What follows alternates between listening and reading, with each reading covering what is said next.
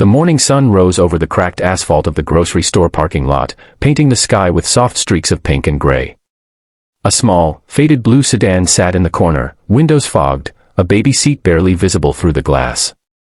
Inside, a young woman stirred awake, her neck aching, her eyes swollen from a restless night. Her name was Marissa Hale, 28 years old, once a bright and hopeful nursing student, now a single mother with nowhere left to go. She blinked against the sunlight, trying to calm her baby boy, Evan, who whimpered softly in the back seat, wrapped in an old blanket. The car smelled faintly of baby powder and exhaustion. Marissa's hands trembled as she checked her last few dollars in a torn wallet, 6 crumpled bills and a few coins. Her gas tank was almost empty, and so was her hope. If you believe in kindness, second chances, and the power of compassion, please take a moment to like, comment, share, and subscribe to Soul Moment Story, because this one will remind you that miracles often come when you least expect them. Marissa had been living in her car for nearly 2 weeks. She'd lost her job at a diner when she couldn't find a babysitter after her sister moved away. Her landlord, tired of late payments, changed the locks without warning. Since then, every night had been a fight for safety.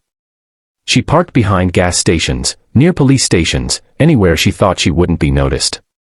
She'd become skilled at pretending everything was fine, smiling to strangers, washing up in public restrooms, eating granola bars for dinner while rocking Evan to sleep. But every time the sun rose, reality hit again. She was alone, scared, and invisible to the world that rushed past her. That morning, Marissa decided to try her luck at the grocery store cafe, where she could sit inside for a while, charge her phone, and feed Evan in peace. She whispered a prayer, started the car, and pulled into the shade. As she unbuckled Evan and held him close, his small hand brushed against her face, a tiny reminder that she still had someone who needed her. By late morning, the parking lot began to fill with people in suits, coffee in hand, moving briskly toward a nearby glass office building. One of them was Lucas Darnell, a man who seemed to have it all. At 39, he was the CEO of a thriving tech company headquartered right across the street. His car, a sleek black sedan, was parked only 2 rows away from Marissa's old one.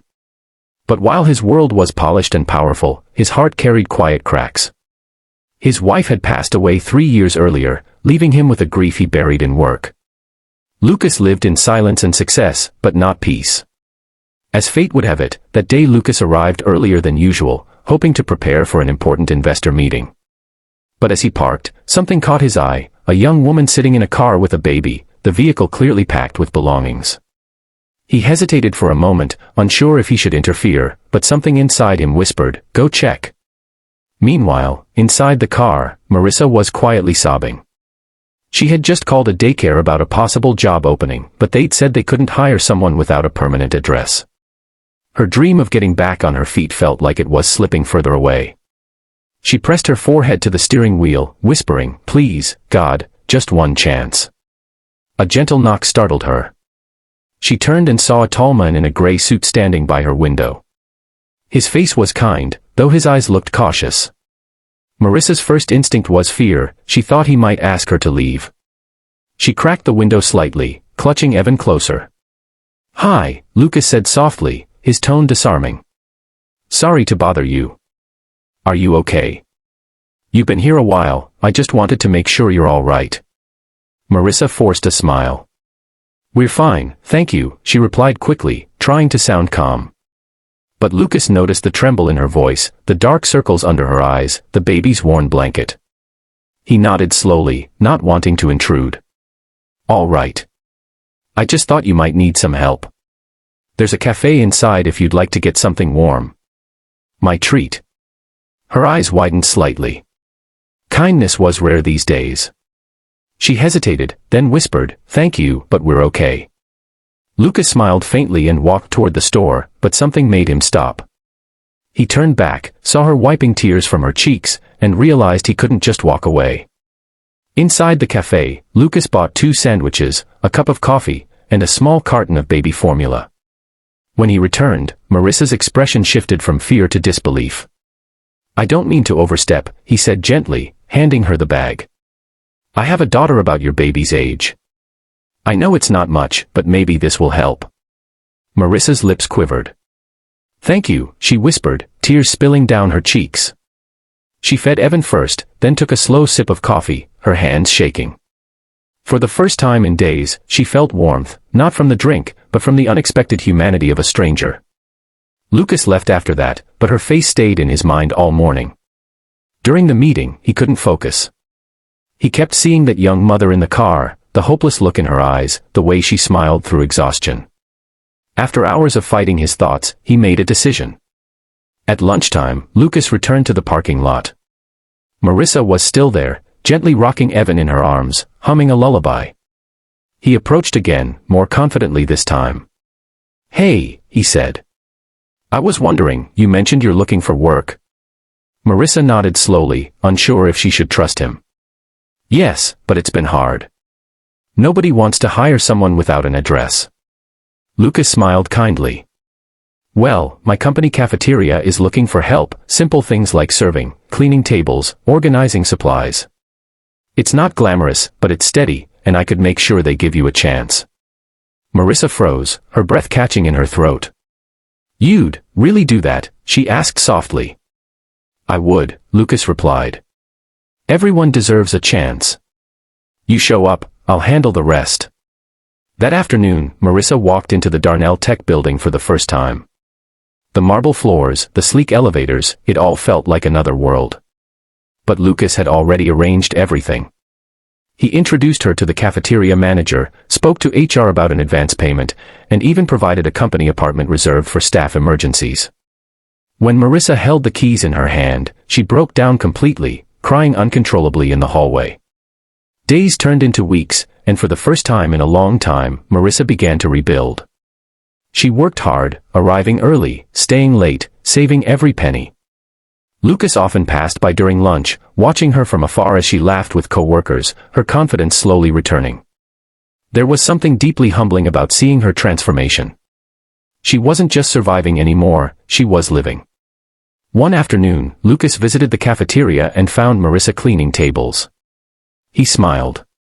"You've done an amazing job here," he said. "I hope you're settling in okay." She nodded, tears filling her eyes again. "I don't know how to thank you, Mr. Darnell. You didn't just give me a job, you gave me my life back." Lucas shook his head. "You did that yourself. I just opened a door." As months passed, Marissa's dedication caught everyone's attention. The company culture began to shift, people became more open, more aware, more kind. Lucas started a small initiative inspired by her story, called Second Step, to help struggling single parents find employment and temporary housing. But what touched him most was Evan. The baby who once slept in a cold car seat now toddled through the office halls, giggling as he tried to walk. The sound of his laughter echoed through the sterile corridors, reminding everyone that compassion could transform even the darkest moments. One sunny afternoon, about a year later, Marissa was invited to speak at a company event.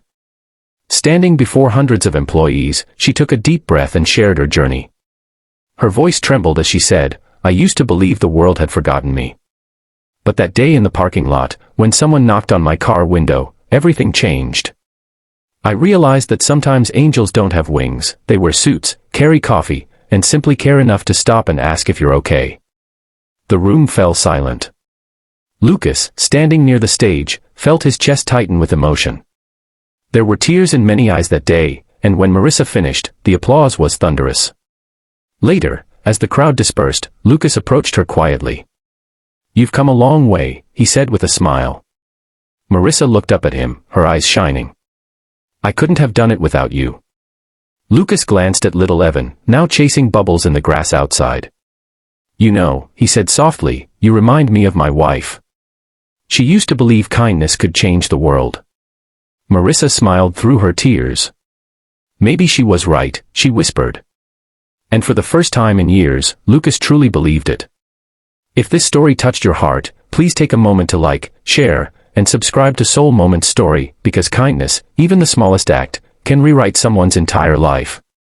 And before this story ends, we'd love to know, what's the kindest thing a stranger has ever done for you? Drop it in the comments below. Your words might inspire someone to believe and hope again. As the sun set that evening, Marissa stood outside her apartment window, holding Evan close. The golden light bathed their faces, warm and calm. In the distance, Lucas watched from his office, a